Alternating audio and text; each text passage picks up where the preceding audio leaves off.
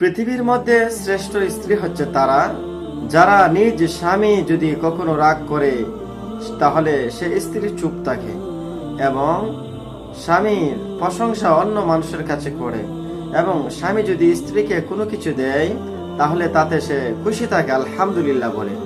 এটা বলবো না যে আমার পছন্দ হয় না, এটা বলবো না।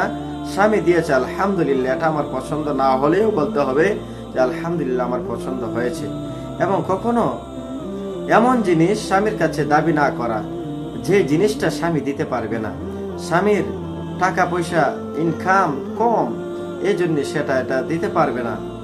এবং যে স্ত্রীরা স্বামীর সাথে তর্ক না করে এবং যে স্ত্রীরা স্বামীর সাথে উচ্চ কণ্ঠে কথা না বলে তারা হচ্ছে শ্রেষ্ঠ স্ত্রী। যার ভালো আলহামদুলিল্লাহ, সে পুরুষটা অত্যন্ত সুখী হয়, সে পুরুষটার ঘরটা হবে জান্নাতের মতো।